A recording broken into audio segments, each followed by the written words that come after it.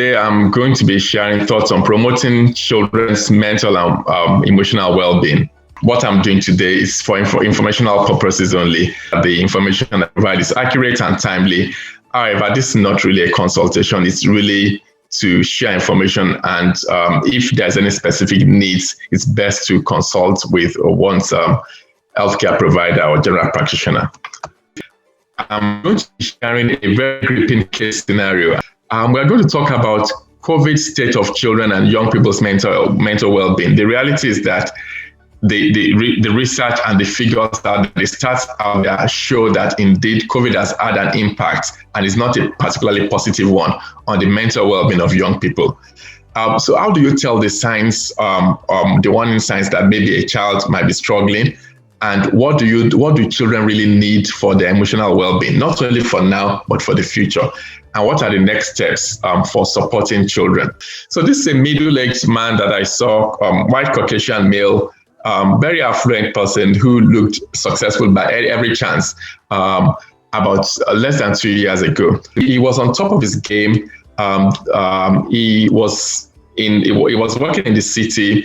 He was in one of the top sectors in the city. And not only was he in one of the top sectors in the city, the company that he worked for was a household name.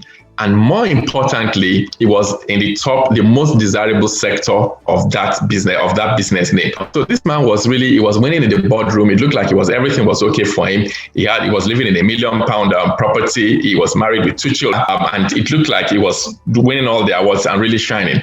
However, things began to go downhill as he began to enter into his 50s. He was beginning to contemplate very seriously about taking his life.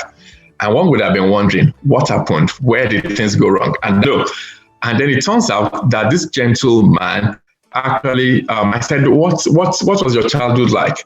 And he said actually that what happened in his childhood was that his parents never approved of him. His parents never affirmed him. And that as far as he was concerned, whilst he was out there and everybody thought he was winning in this game, that never for once he did believe it. He had always thought that he was a fraud, and that someday somebody was going to find him out. And that was why he was working his socks out to make sure that he succeeds, because he just wanted to show his parents some sort of trophy that this is me. I've done something that you can applaud. But he never got that applaud.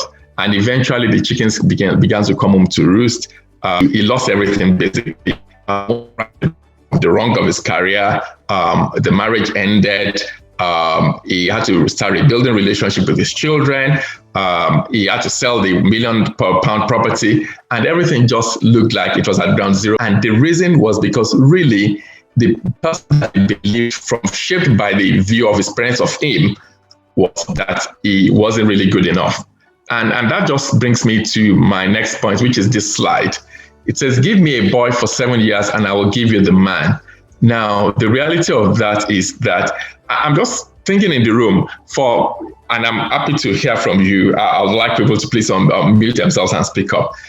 Just by hazarding a guess, what percentage of mental problems do we think that by the age of 14 would have been diagnosed? By the time a child is 14, out of all the mental problems that people encounter, what percentage of that do we think that would have been diagnosed by the age of 14?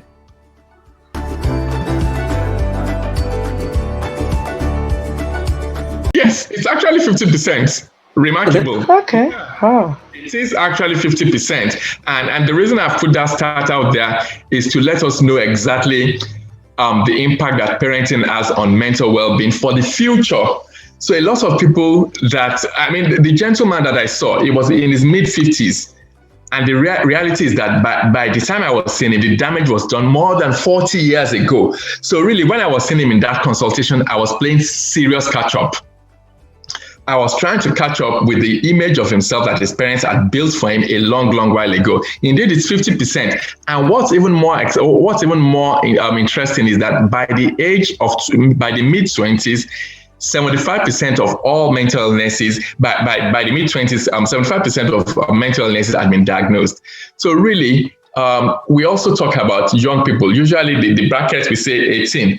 But we know that science is actually telling us that even the brain continues to grow after 18. And at that cutoff of 18, particularly for Black young men and Black young women, it's actually probably not doing them a lot of justice, because there are a lot of people who are in the city, a lot of young people, young Black people in the universities, some of them in the cities, who feel very lost. And in their mental well-being, things are going downhill. They don't know who to talk to. They don't know, and sometimes some of them turn their anger on themselves, and we know what that means. We know what that means in terms of, so the import of that is really that we can do a lot as parents to really help our children and help their mental well-being. Now, this is a word cloud. When I say mental health or mental well-being, I'm just, what are the thoughts that come to mind? And I would like to hear your thoughts as well.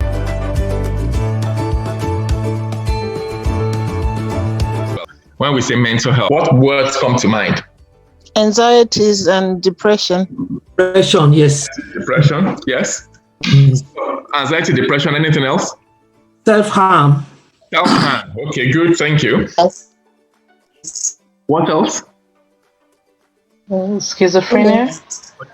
Yes, that's on the very more severe end of the spectrum. Yeah. And OCD. OCDs, yes. Good. Yes. Good. Right. Eating disorders. Eating disorders, yes. So there are quite a lot. Panic attacks. Panic attacks, yes. Anxiety attacks, generalized anxiety disorders, social phobias, also bipolar affective disorders. There's still something that is common. Being too happy. What exactly is mental health? Because if we are talking about the mental health and the mental well-being of our children, we need to know what we are talking about. I mean, if we go to the shops and we go to the cashier and we say, I'm looking for something, they will ask you, what exactly do you want to buy? What is it? It's only when you tell them what you want to buy, what you wish to buy, that they can tell you which aisles to go to.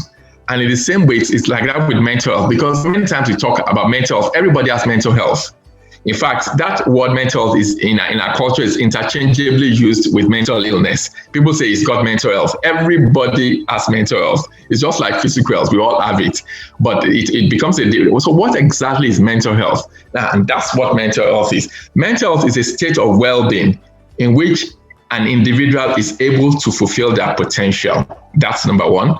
A lot of our children being able to fulfill their potential has a lot to do with us, one. Two, it's not only has a lot to do with us, it has a lot to do with the way we deal with them, particularly in the very few early years of their lives, including up until they leave home. So it's about the state of well-being in which an individual is able to fulfill their potential. That's one. They're able to deal with the normal stresses of life. COVID-19, it's come with a can warm of all sorts of stresses. Social isolation, not being able, the disruption of the school program, having exams for so long. A lot of them didn't know what type of exams they were going to face. The type of exams that they entered into school for is not the type of exams they are going to write now. A lot of them don't have the socials. Up until recently, they didn't have the social support of their school peers. And even now, they are still a challenge, because even when they're in school now, they are still socially isolating. They are still observing bubbles. So there's a lot that has changed for them, all within a span of about 16 months. Now, so it's about a state of well-being in which somebody is able to fulfill their potential. They're able to cope with the normal stresses of life. They're able to work productively and fruitfully. And lastly, they're able to contribute to their community. And that's what we look for. So when we say somebody is in a state of mental well-being, that's what we are saying. And when any of those areas is affected, then this is what happens. You see, everybody has a bad day sometime. I'm sure that sometimes people have a bad day. Everybody has a bad day. But when does mental health, when does a bad day actually turn into a mental health problem? And that's what we have. So mental illnesses, when somebody breaks their leg, we look at their bone. When somebody has a fracture, we know we are looking at their bone. When somebody has a heart attack, we know we are looking at their heart. We are looking at an ECG. We are looking at their blood pressure. We are looking at their, we are listening to their chest. When somebody has a flu, for instance, they have a high temperature, we are testing their temperature. When somebody has a mental illness, where do we look to? Where are we looking at? And there are three areas to look at. One of them is their emotions or their feelings. The other one is their thinking. And the third one is their behavior. And really, mental illnesses are a set of conditions that cause changes in those areas. It could either be in thinking, it could be in emotions or feelings, and it could be in behavior or actions.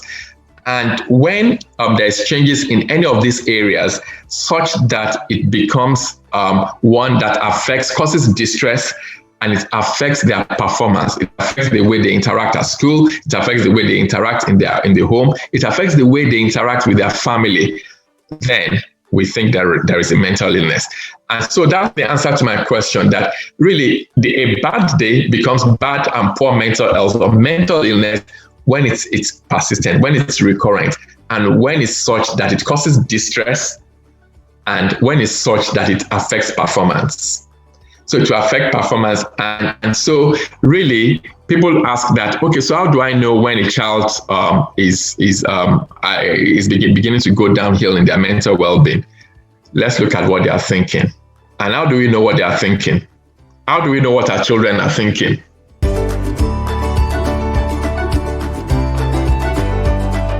Observing them, looking at what they are doing, listening to them as well, spending time with them, and of course, listening to what they say. Sometimes it's not even what they are saying to us, what they are saying about themselves, what they are saying in the future, their exams, what they are saying about their current life. All of those are an indication as to what's really happening for them. It's because it's from their thoughts that they speak. And those are areas to look out for. So when a child begins to be overtly concerned about, that they think that COVID-19 has messed up their future, or that they're not going to do well in their exams, and this is a recurring theme, then those are the things to look out for in their thinking. Or in their emotions. Emotions will be things like anxiety, panic attacks, or that a child who used to be very confident, they no longer want to stay by themselves. If they're younger, they are no longer confident about going upstairs by themselves when it's dark, or they even look sad, or some of them are recurrently tearful. Some of them go off their appetites. Some of them begin to go off their sleep as well. They are not able to, they just stay awake at night. They are not able to stay awake. Some of them experience regression in terms of younger children. A child who is no longer bedwetting suddenly begins to bedwet again. A child suddenly begins to wake up with night terrors. Those are things that could be an indication that there's something going wrong in their emotions. And then social isolation. Some of them just want to keep to themselves. They don't want to interact with other children. They go off their social media. They don't want to speak to their friends. They don't want to interact with their parents. They just want to be by themselves. And of course, behavior. Some of them can become maybe aggressive. Some of them can actually behavior. You can see panic attacks, for instance. You can just see that some of them become irritable. They're not the type of amiable children that they used to be, or they just look unnecessarily angry. So when all of those things begin to happen, then if it then begins to affect their schoolwork, it begins to affect the way they interact with their siblings, it begins to affect the way they interact with you, their parents, then those are things that really these things might be getting out of hands, and it's a time to really dig into things and be sure that to find out whether they need help and to be able to get them the help that they need. So this definition of mental illness is actually by the American Psychological Association, and it's about one of the most prevalent ones around. So now, what do we know about COVID-19 and children's mental health and mental well-being? The first thing we know, according to Public Health England, England did a piece of research, a survey a few months ago. And what did they find? They found that certainly it's not in people's heads. It's not something that we are speculating, that indeed, as a result of COVID-19 experience, that people's mental well-being and mental health, particularly that of children, has been adversely affected. So it's not something that we are speculating about, or maybe it's a rumor. It's not a rumor. It's been established, and it's not just in the UK. That's the global experience in most countries of the world. And the other thing that we do know from that survey is also that there's a limited understanding of mental health care among parents. A lot of parents are throwing up their hands and saying, I really don't know what to do. What do we do in this situation? How do we even know that things are going wrong? How do we know that this is not just a temper tantrum? How do we know that this is not something that is going to be transient? So we also do know that the other thing we do know is that about half of the parents that were surveyed said that they actually, one of the top 3 priorities for them regarding the crisis, regarding the pandemic, is the well-being, mental well-being of their children. So parents are worried. So seminars like this, workshops like this are really they're a good place to be. Now, the other thing that we do know is that parents are also saying that a third of their children have had behavioral problems. 2/3 of children are behaving in a way that is unusual for them relative to pre-COVID-19. And of course, sleep disturbance, as I said earlier, and that people are really looking for guidance as to how to support their children. So what exactly can we do? I think if we are going to be able to help children, the first thing is that we need to understand where mental illnesses come from and how mental well-being develops, or how mental problems develop. And the thing to remember is that there are certain things when a child is growing up, the child develops that's when they develop their own thoughts about who they are. And that's in relation to themselves, the relationship they have with themselves. We have a relationship with ourselves. The relationship with ourselves is that, that man that I was talking about, the middle-aged man, the relationship he had with himself was that he believed that he was a fraud. And the relationship we have with ourselves has to do with our own identity. Who do we really think we are? It's not about, oh, my name is Tia Ayodele Ajayi. No, but really, when I get into my bed at night, when I pull the duvet over my head and there's nobody there, or maybe people might be there, but who do I really think I am in my head, in my mind? What image do I have of myself? That's a very crucial thing. The reason why it's crucial is because we now know that that type of image actually drives success, and that's what determines people's outcome in life eventually. Now, where does that image then come from? It comes from the environment. It comes, and crucial, key among that environment, crucial and leading in that environment is the relationship that they have, that children have with their primary class, that's their parents. Or sometimes children who are not growing up with their parents, maybe with their foster parents. But it's got to do with their environment. That's the home environment. It's got to do with their experiences, and it's got to do with their education. And that's what leads them to develop a relationship with themselves, with the world, and other people. And that relationship is something that is going to carry them all through their life. If it's not challenged, if it's been done if it's not been done right, that might actually be their undoing. It might actually be a challenging experience for young people. And that's why it's important. And that's why as parents, we can actually shape that. We can shape the environment that we create at home.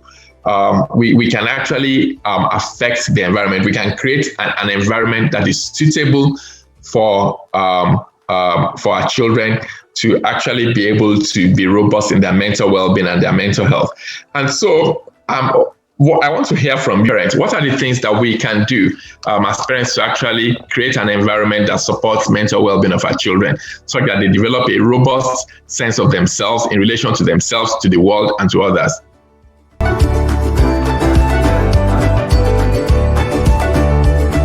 Culture. Emotions is not something that we're very good about talking about. And particularly when you then even talk about Black men, that becomes even a huge challenge. Recently, only 2 days ago or 3 days ago, I was listening to a young man who is now in his mid-20s. And he said he wept, he broke down and wept. He was very emotional on his wedding day. And he said his dad called him aside on that day at his wedding and said, "You mustn't do that. Men don't cry. You mustn't ever do that." And that's the sort of things that, so really, if we are letting our children know that we're having a stressful day, it's okay to have a stressful day. Because the type of view that the media is trying to create for young people is that is a flawless life, a life made in America, where nothing ever goes wrong, everything just is hunky-dory. But that's not the reality of life. And so it's okay, because children learn best from their parents. It's okay to actually share your own difficult experiences, to let them know that sometimes life is going at 10 miles per hour, but at other times it's going at 50 miles an hour, and at other times it's 100 miles an hour, but it's still okay, because the variety of life is what makes life interesting.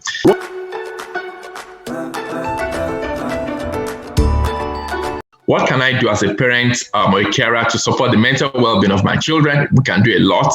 The first thing I cited there is unconditional love and care. That's extremely crucial to mental well-being of children. Research does show over and over again that loving a child unconditionally when they are winning and when it looks like they are losing is very, very important towards their mental well-being. And it's got to do particularly with when they are not doing the things that they ought to be doing.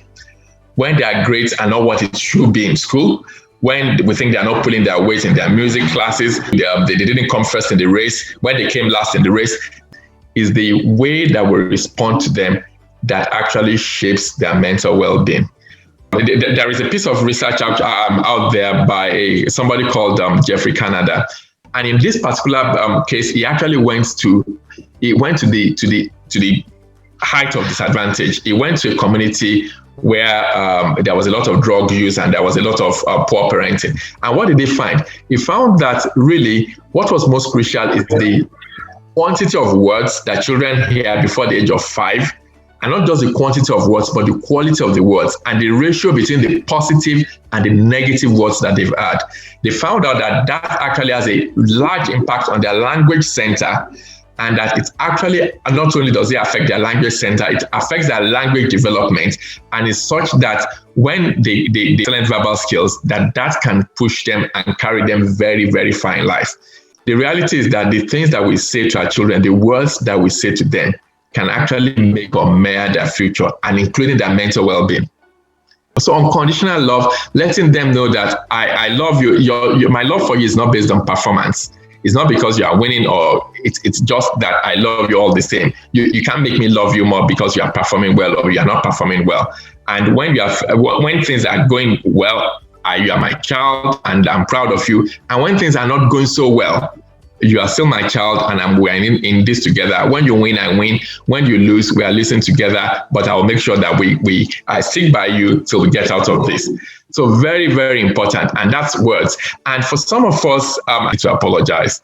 We need to really go back to our children. We are not 100%. I mean, we are not flawless.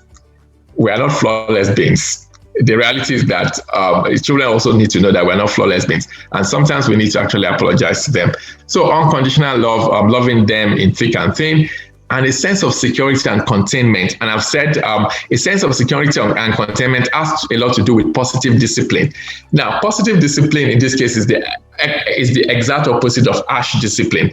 Harsh discipline is discipline that is inflicted, either emotional or physical pain that is inflicted with a view to correct a behavior or to reprimand a child. And it usually causes physical or emotional pain as well. And that could include screaming at the child.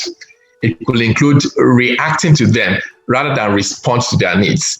It could include, we've had a difficult day at work. Maybe the boss has been very nasty to us. We are still rehearsing all the things that the boss has said. The child just comes and says something very innocuous. We flare up and we give them all the brunt of what the boss has done. And all of those things, that's harsh discipline. So we're going to come to what positive discipline actually entails, because it's very important. That's an area that what we can continue to develop on.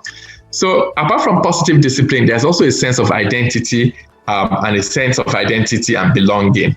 It's very important. And those are things that as parents, we are the ones that would actually help parents to develop a sense of identity and belonging.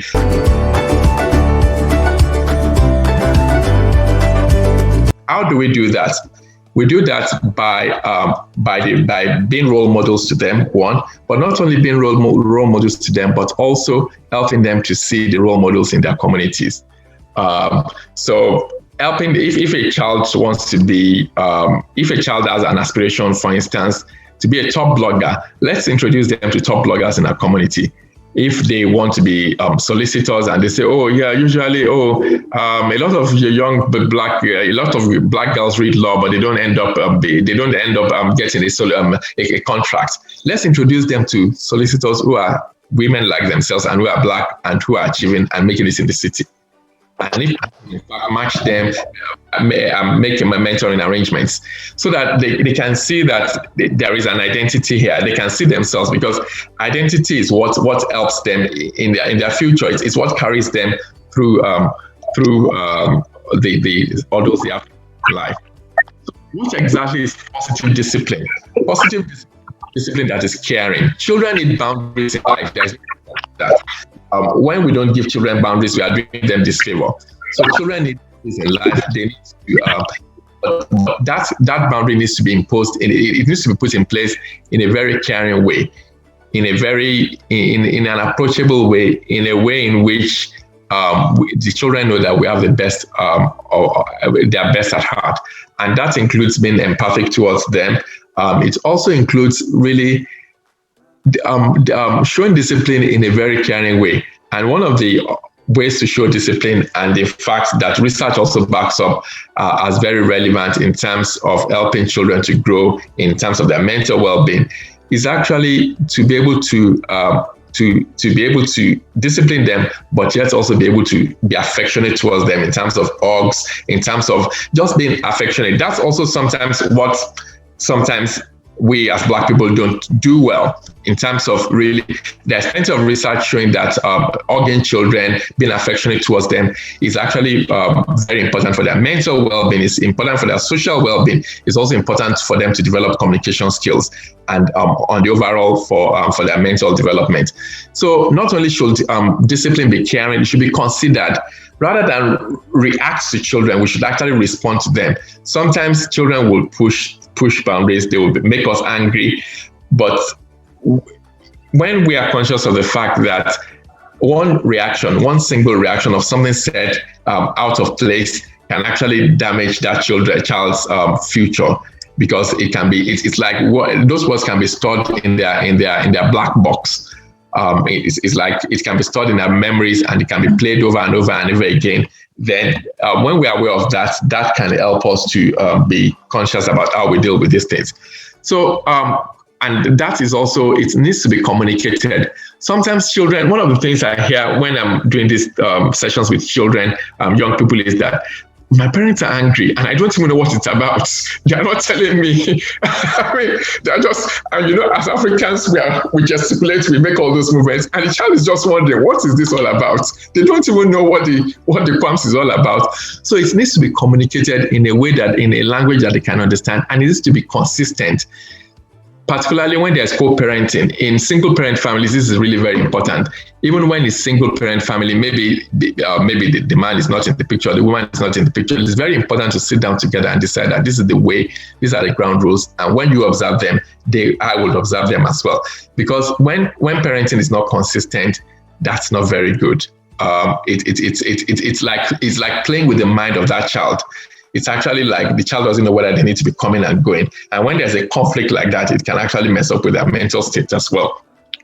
And it needs to be commensurate in terms of really, let's not hold on to Johnny's game box, Xbox player for the whole year, just because he was playing on his Xbox over the weekend and he didn't turn in his schoolwork. Yes, we can hold on to it for the week and say, Johnny, because of what you've done, you wouldn't have it for the whole week. But if he doesn't have it for the whole year, that's no longer positive discipline. That's harsh discipline. That's breaking Johnny's spirit. So why do we need positive discipline? Particularly because our world has never been busier than it's been. And social media, screen time is the bane of mental problems of a lot of young people. It's where, because there's research showing that when young people spend too much time on social media, particularly when they are girls, it's been associated with poor self-image, poor body image, anxiety, depression, and general poor academic performance. So really, if there's an area we need to impose, to put down discipline, that's an area. And that statistics is quite worrying, as you can see. On the average, an average teenager sends about 34 text messages after bedtime. That's the clause. It's after bedtime. It's not during the course of the whole day. So after bedtime, let's even push bedtime and say it's 10 p.m. after bedtime.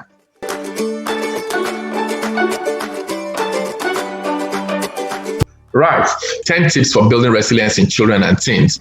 And that's also by the American Psychiatric Association.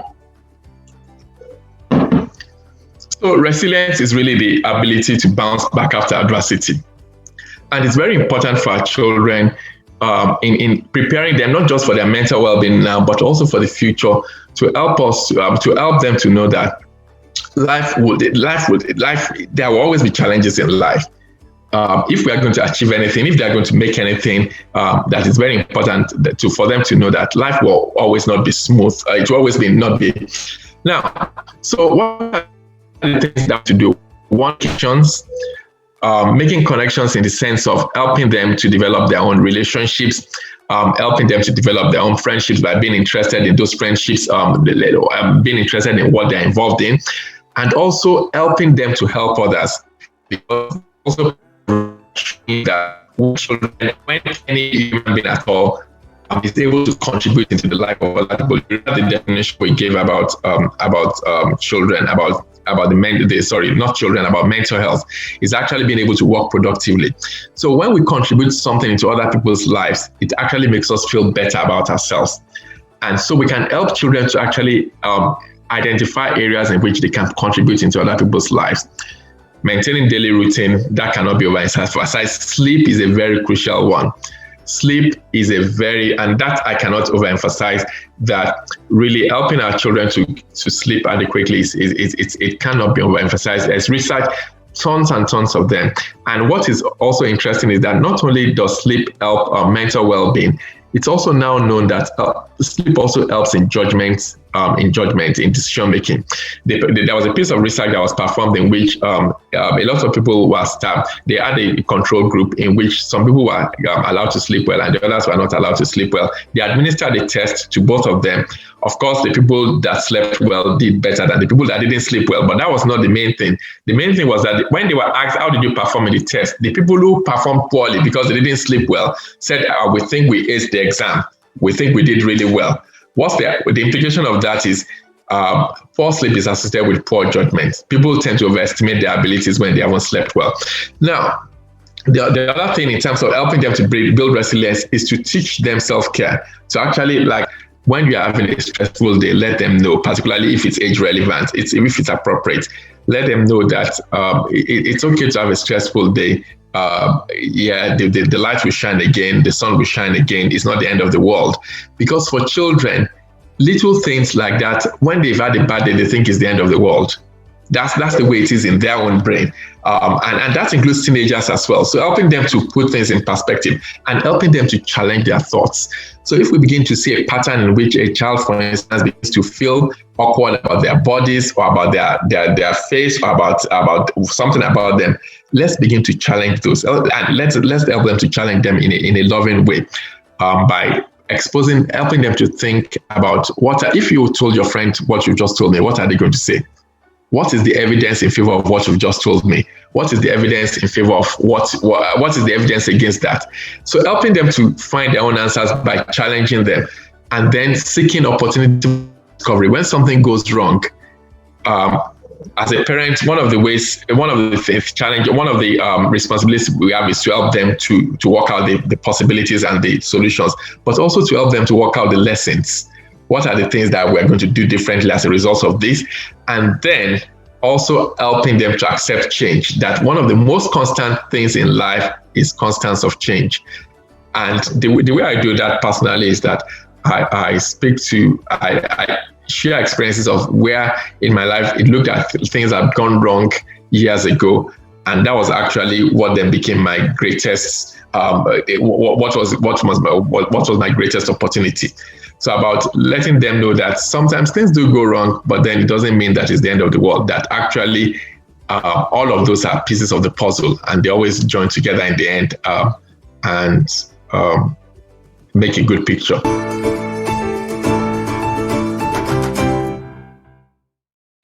So what are the tips and advice for parents, particularly this is in relation to COVID-19, and this is actually from the Every Mind Matters by Public Health England, which was done in association with also with the NHS. Be there to listen. More than ever before, one of the greatest gifts we can give to our children now is the gift of time. One of the greatest gifts is the gift of time, to really spend time with them. And let's be intentional about it. Going into their rooms every day or meeting with them every day in an intentional way. How was your day? And I'm ready to share my own day. I'm ready to share my own day and I want to know about it. So it's not just, oh, it was fine. It was fine, Daddy. No. I want to know exactly what happened in class, because it's by letting them feel comfortable about sharing those experiences that lets them to know that it's okay to talk about their emotions, but also that's how we get to know what's happening in their life, to the point in which we can develop a relationship in which they can then confide in us about anything. So we've got to be there to listen to them, to spend time with them. And sometimes it's about the television is off, I'm off my phone, nothing, no distractions, it's just you and me, or your mom and myself, and we are in this, we want to find out how your day went, she wants to find out how your day went, and I'm ready to share my day, mom is ready to share a day. And then staying involved, showing interest in their lives. What are the things, if it's football, if it's rugby, some parents say, oh yeah, I don't really know about that. Then let's go and learn it. These days, YouTube, we can go to university on the YouTube. So and so it's about really getting to know what's happening, to be able to relevantly to discuss with them in a relevant manner, encourage their interests as well. In terms of supporting them, if it's music, if it's football, if it's rugby, whatever it is, to really encourage them. And very importantly, taking them very seriously. During this COVID-19 crisis, I can't begin to mention how many parents have called me and they've said that one of the reasons what tipped them over to make that call was when their child told them that, Mommy, Daddy, I've been saying to you that I'm feeling anxious. I've been saying to you that I feel unduly sad and you're not doing anything about it. Do you really want to wait till things go very wrong before you act on this? And so the reality is that let them know that we are listening to them. And one of the ways we can let them know we are listening to them is to relay back to them what they've told us, to let them know that we've listened, but not only to relay back to them what they've told us, to actually also take positive action, to let them know, okay, this is what I'm going to do. I'm going to speak to X, Y, and Z, and this is how we are going to move things forward. So bringing it home as I round up, let's mind our words and our ways. Please let's not enforce any career choices. Let's help them to choose their own career choices. That's also an area we are not so good at, because some of these things, it's very easy to gloss over them. But the reality, I know a young man, for instance, who became so depressed because himself and his dad were at loggerheads our career choice. He wanted to do something else. The dad wanted him to do something else. We are living our own life, and our role as parents is to support them to be able to discover their own, but not to force it down their throat. Let's take care of our own mental well-being and mental health. And I would like to refer at this point to a particular website, www.everymindmatters.co.uk. Everymindmatters.co.uk. There is actually a mind map quiz. It's a 1-minute quiz that parents, it's actually tailored for the needs of parents. So it's 1 minute because they know most of us are on the go. And it can actually help you to answer questions about your own mental well-being, and also not only to answer questions about your mental well-being, to develop a plan. It will actually give you a tailor-made plan according to the answers. And that's really very important, because you can't pour out of an empty cup. Many times I see children who are the products of their own parents' mental health problems. So unaddressed issues, insecurities, traumas of childhood that the parents have experienced and they haven't dealt with, they become parents themselves, they pass it on to those children, and very quickly the children become unwell, and they also carry on those insecurities or carry on those problems, only in a compounded way. So one of the best things we can do in investing into the mental well-being of our own children is to invest into our mental well-being. If things are not okay, let's for some of those things go way back. Some of us have had traumas that we haven't dealt with, we haven't addressed. and we are sweeping it under the carpet, but it's going to affect our parenting. And the last thing I want to say is that let's get help. It's very, very important. People say, oh, I don't want it to be in the record of my children. But the reality is that if one doesn't get early help, and it starts from speaking to the GP, that's the first place to go to, speaking to the GP. If one doesn't address those issues, they could actually mortgage or sabotage the future of that child. And the thing that people are saying, oh, I don't want people to know about it, the whole world could actually possibly know about it. So it's the way to contain the situation is actually get early help. And those are some resources. Every Mind Matters was the one I spoke about earlier. And that next link is actually one for parents and carers as well. If you click on it, it will actually tell you all the mental resources in your area. So it will give you all the mental services, all the mental help, emotional well-being help that is available in your area. And the Testify newspaper article is one that I wrote in the Testify newspaper, I think would have been September, October. And it says, what do children need to become mentally and socially balanced adults? That says a lot about what I've said today. And then Tripart Care is a YouTube channel that I run, giving information in this regard. So thank you for listening.